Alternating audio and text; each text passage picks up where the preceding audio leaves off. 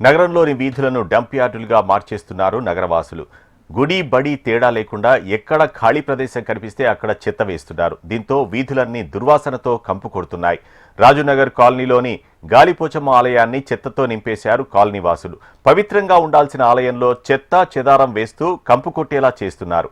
ఆలయ పరిసరాల్లో వేయకుండా చేపట్టిన చర్యలు తీసుకోవాలని జీహెచ్ఎంసీ అధికారులకు ఎన్నిసార్లు ఫిర్యాదు చేసినా పట్టించుకోవడం లేదని ఆలయ నిర్వాహకులు చెబుతున్నారు. ఇదే అంశానికి సంబంధించి మరింత సమాచారం మా ప్రతినిధి రజిత అందిస్తారు. హైదరాబాద్ నగర వీధులు డంప్ యార్డులను తలపిస్తూ ఉన్నాయి. బస్తీలలోనే కాదు, ఐటీ కారిడార్లలోనూ కూడా ఇదే పరిస్థితి ఉంది. ప్రజెంట్ నేను గచ్చిబౌలిలోని రాజీవ్ నగర్లో ఉన్నాను. ఇక్కడ నేను ఒక టెంపుల్లో ఉన్నాను. ఈ టెంపుల్ని మీరు విజువల్స్లో చూడొచ్చు.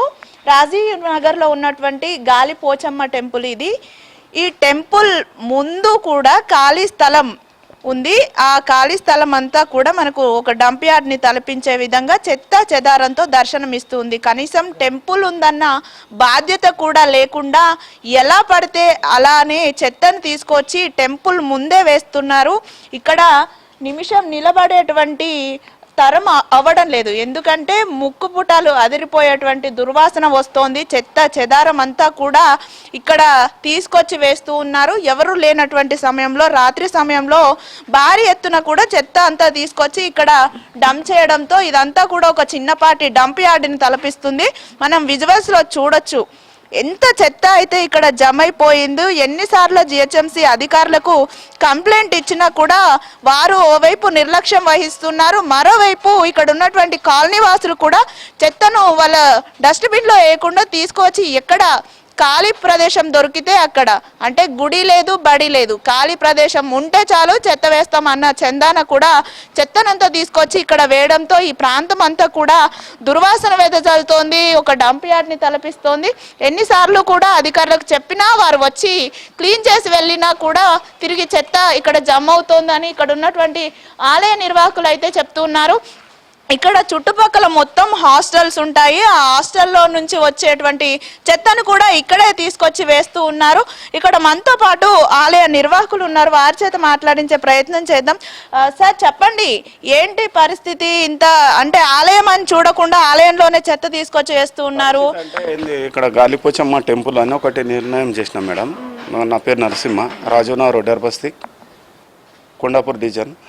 అయితే మేము ఎంత చెప్పినా వాళ్ళు వినట్టేది. హాస్టల్ వాళ్ళు నైట్ 12-1 గంటలకు చేస్తారు. మేము జిహెచ్ఎంసీ వాళ్ళకి ఎన్నిసార్లు కంప్లైంట్ చేసినా వాళ్ళు పట్టించుకోవట్లేరు. గాంధీ గారు ఎమ్మెల్యే గారు ఉన్నారు, ఇప్పటివరకు ఇక్కడ రాలేడు.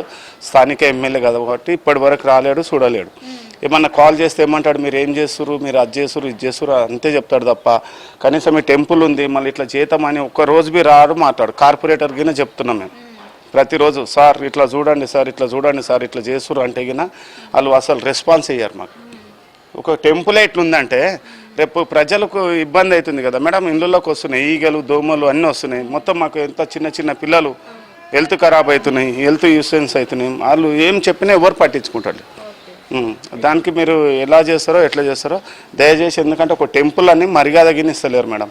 ఈ హాస్టల్ వాళ్ళు మొత్తం, హాస్టల్స్ వాళ్ళు మొత్తం కింద బస్తీ వాళ్ళు డబ్బులు తీసుకొని హాస్టల్ వాళ్ళు ఇష్టం వచ్చినట్టు వేపిస్తారు అంతే తప్ప ఏమి గుడికి కనీసం ఒక అమ్మవారి గుడి అని కానీ ఆమెకు విలువ ఇస్తలేరు. ఆమె ఈ చెత్త వేసడం వల్ల, ఈ బస్తీ వల్ల ఇది మొత్తం ఏమవుతుందంటే ఈ టెంపుల్ ఒకటి పైకి వస్తుంది. ఇప్పటివరకు ఏజీ హాస్పిటల్ వాళ్ళు ఎంత చెప్పినా వినట్లేదు.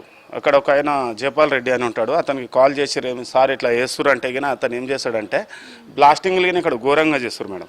ఎట్లా అంటే మా ఇండ్ల మీద రాళ్ళు వచ్చుడు, చెత్త వచ్చుడు అవన్నీ ఏం పట్టించుకుంటాడు. మేము కాల్ చేసి చెప్తున్నాం, సార్ ఇట్లా చేస్తున్నారు, సార్ ఇట్లా చేస్తున్నారు అంటే మాకేం సంబంధం అయ్యా. మొత్తం వాళ్ళ మనసులు ఇట్లకేం పోయేటోళ్ళు ఏజీ హాస్పిటల్ వాళ్ళే మొత్తం. వాళ్ళకి చెప్తే గినా వాళ్ళు వినట్లేదు మేడం. నైట్ 12-1 గంట నుంచి మొత్తం వేస్తూనే ఉంటారు తెచ్చి. ఎలాంటి రెస్పాన్స్ ఇయ్యరు వాళ్ళు.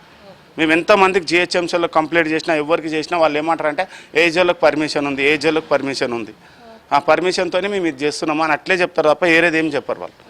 కనీసం మాకు గరీబోళ్ళ గురించి ఇక్కడ ఎంత గరీబోళ్ళు మేడం, ఇక్కడ కూలి పని చేసుకొని బతికేటోళ్ళు వాళ్ళకి పొద్దున లేచింది నీళ్ళు, మట్టి, చెత్త అంతా వస్తుంది. ఎట్లా గలీజ్ ఉండదా ఈగలు పోయి?